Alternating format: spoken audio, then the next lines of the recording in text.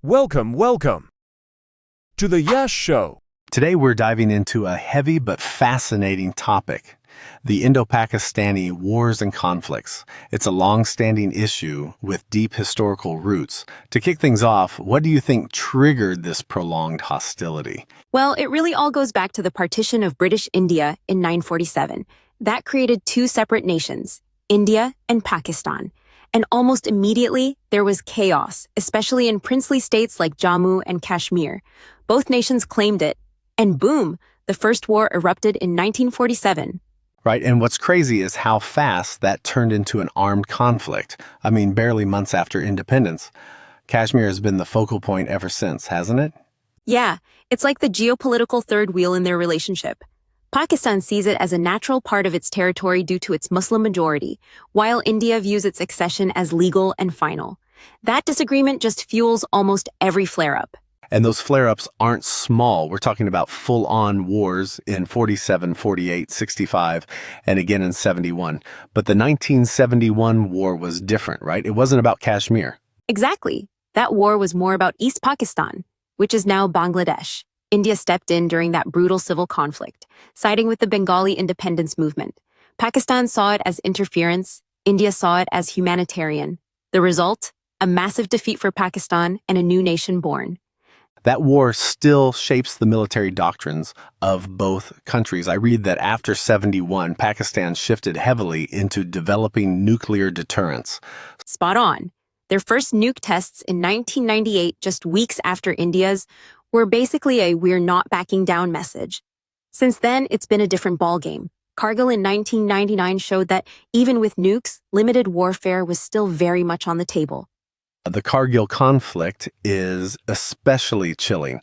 Pakistani soldiers crossed into Indian positions disguised as militants. That kind of deception really escalated things fast. Totally. It forced India into a conventional military response while trying to avoid nuclear escalation. It's like the two sides are constantly dancing on a razor's edge. And then there's the cross-border terrorism angle. Attacks like the one in Mumbai in 2008 push things to the brink again. Even when it's not full-scale war, the tension is always there. Yeah, and it's not just about armies anymore. It's proxy war, cyber attacks, diplomatic isolation. There's a constant chess game going on in every arena. Military, political, even cultural. It's intense. But do you think there's any realistic path to peace here? Or are we stuck in a loop? Honestly, it would take a seismic shift in political will on both sides, and probably public sentiment too. Right now, too much of the national identity on both ends is tied to being against the other.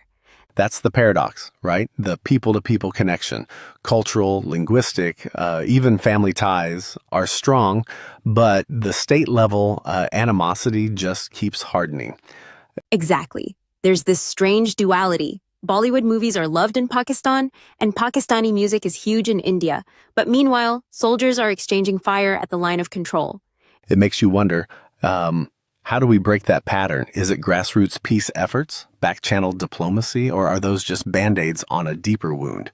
Maybe a bit of both. But any real progress will probably have to start with Kashmir. That's the Gordian knot in all of this.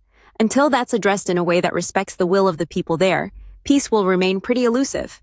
And while that remains unresolved, we're stuck in this fragile status quo. No war, no peace, just tension simmering under the surface. That's a perfect way to put it.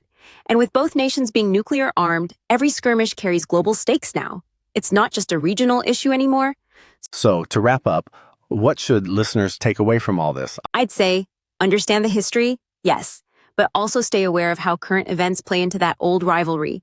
Peace isn't impossible, but it's going to require vision, courage, and probably a few generations of unlearning. Heavy stuff, but super important. Maybe next time we can talk about how international players like China and the US influence this dynamic. Definitely. That opens up a whole new layer. Until then, stay curious and question everything. Friends, do like and subscribe channel.